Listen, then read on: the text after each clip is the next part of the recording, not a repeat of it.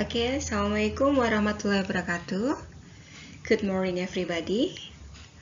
Okay, we are meeting again here with me, Mem Dani Brehananti. Oke, selamat pagi anak-anak. Kita bertemu lagi di suasana yang berbeda, masih dengan Mem Dani Brehananti. Nah, ini sekarang masanya PSBB, kalian harus tetap jaga protokol kesehatan ya. Jaga imun, iman, aman. Oke, pada kesempatan hari ini Mem Dani akan menjelaskan tentang naratif teks. Kemarin Mem Dani pada pertemuan pertama sudah meminta kalian untuk membaca tentang naratif teks. Nah, pada kesempatan kali ini akan Mem Dani coba jelaskan apa itu naratif teks. Oke ya, mungkin beberapa dari kalian sudah sering dengar tentang apa itu teks narasi atau naratif ya. Oke. First of all, we will define what is a narrative text. Oke. Sekarang kita akan coba definisikan apa itu teks naratif. According to the definition, narrative is a text that is focusing on specific participants. Its social function is to tell stories or parts, events, and entertain the readers. Jadi ini teks naratif ini fokus pada suatu cerita ya yang berisi sesuatu hal di masa lampau yang bertujuan untuk menghibur ya. Ini ceritanya imajinatif, fiksi, khayalan, atau dalam bahasa Inggris kita sering mendengar tentang fairy tales. Oke.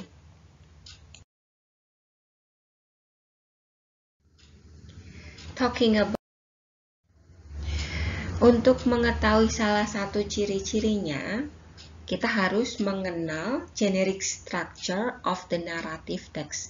Kita harus mengenal struktur general dari sebuah teks naratif. Ada 4 bagian yang bisa kalian hafalkan, kalian pahami ya, yang ada di naratif teks. Yang pertama adalah orientation.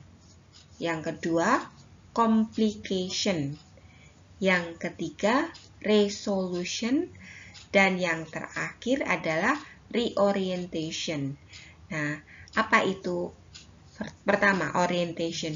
Di bagian orientation, ini merupakan introducing the participants and informing the time and the place. Jadi, pada bagian ini adalah bagian pendahuluan yang menceritakan tentang apa, siapa, di mana cerita itu. Jadi masih bagian pendahuluannya saja.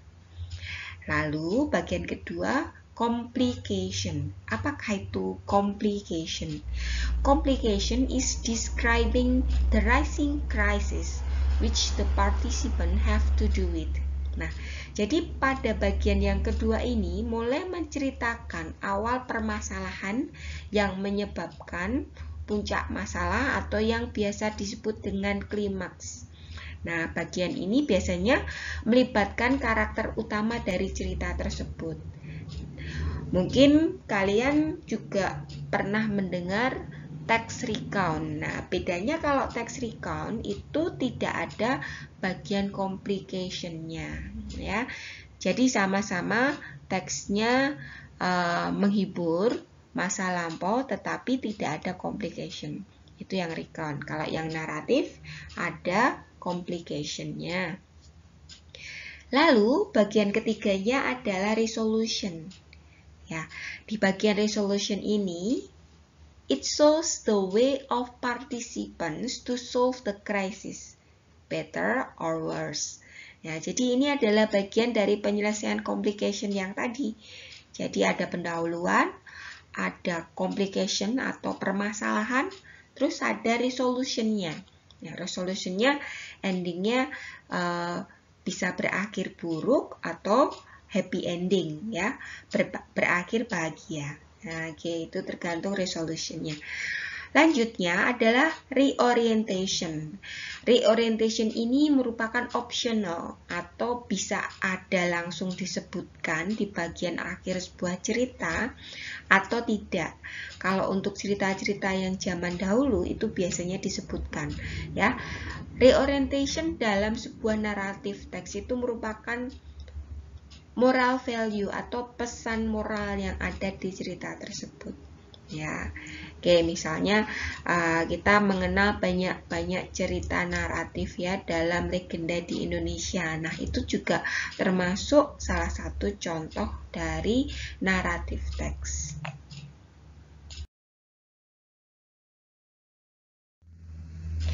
Oke, we come to the example.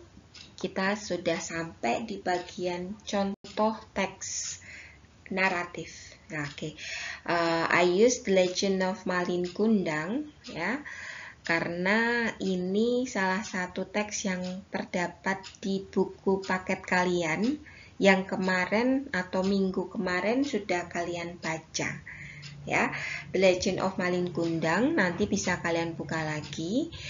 Ada 4 paragraf di sini yang nanti kalian harus mendefinisikan dari teks naratif The Legend of Malin Kundang ini. Kalian definisikan bagian-bagiannya yang nanti hasilnya kamu tulis di daftar hadirnya ya.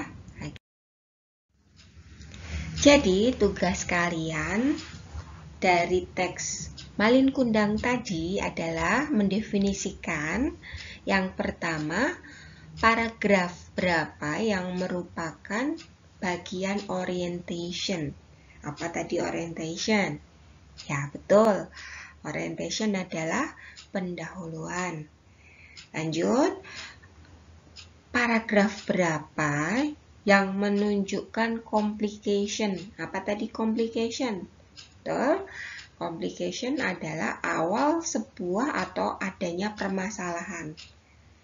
Terus yang ketiga, paragraf berapa pada teks Malin Kundang tersebut yang merupakan resolution atau pemecahan masalah atau ending dari permasalahan tersebut.